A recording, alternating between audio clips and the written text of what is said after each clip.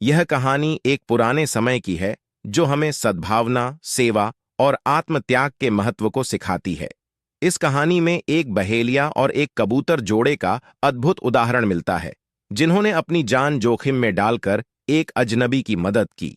यह कथा हमें यह सिखाती है कि सेवा करने और दूसरों की मदद करने का सच्चा अर्थ क्या होता है और इससे हमें कैसे अपार पुण्य मिलता है। बहेलिया एक ऐसा व्यक्ति था जो जंगल में बांस का गोंद लगाकर चिड़ियों को फंसाकर बेचता था। वह दिन भर अपनी गोंद लगी बांस की छड़ी लेकर जंगल में चिड़ियों को पकड़ने के लिए घूमता था। एक दिन सर्दी के मौसम में वह जंगल में गया। उस दिन मौसम बहुत खराब था। वर्षा और ओले पड़े थे और सर्दी बहुत बढ़ गई थी।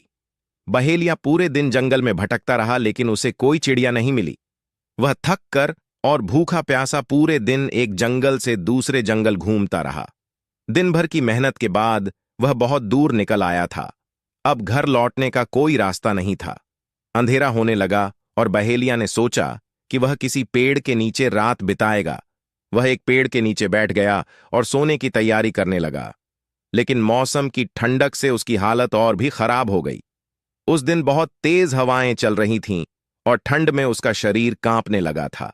वह शिकार करने के लिए जंगल में निकला था, लेकिन अब उसकी हालत बहुत खराब हो गई थी। बहेलिया के पास इतने कपड़े भी नहीं थे कि वह सर्दी से बच सके।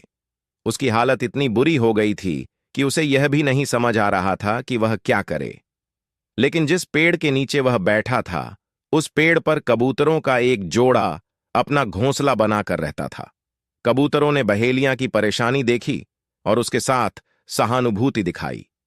कबूतर ने अपनी पत्नी से कहा, यह आदमी हमारा शत्रु हो सकता है, लेकिन आज रात वह हमारे घर में अतिथि है। हमें उसकी सेवा करनी चाहिए, क्योंकि सेवा करना हमारा धर्म है। अगर हम इसे इस हालत में ऐसे ही छोड़ देंगे तो यह मर सकता है और हमें इसका पाप लगेगा। कबूतर और कबूतरी ने अपनी स्थिति को समझा और उसका समाधान ढूंढने की कोशिश की।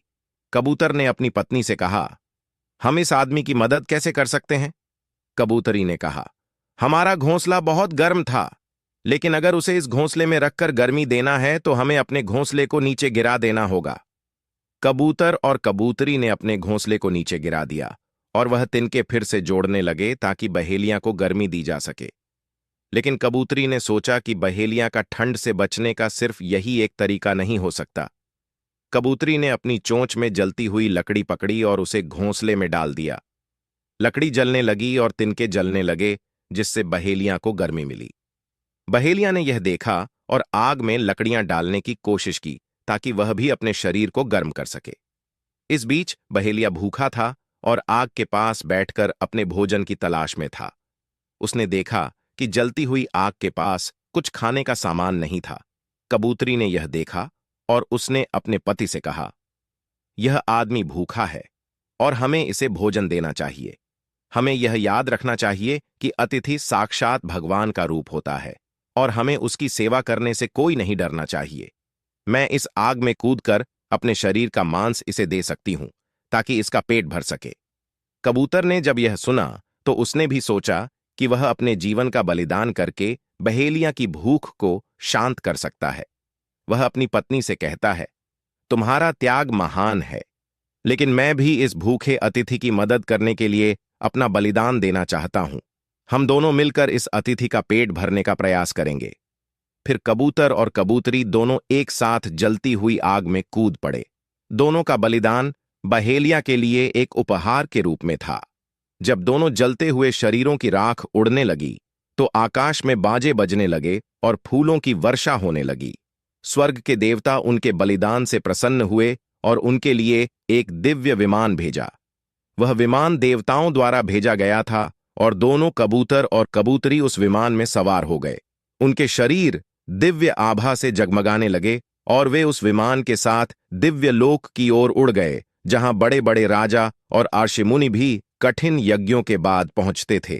कहानी का संदेश यह है कि सेवा और बलिदान से अधिक कोई और पुण्य नहीं है।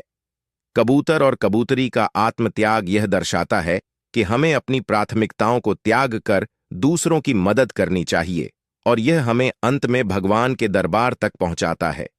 इस कथा के माध्यम से यह भी सिखाया गया है कि हमें कभी भी अपने शत्रुओं के प्रति भी दया और सहानुभूति रखनी चाहिए, क्योंकि सेवा का कोई भी अवसर अनमोल होता है।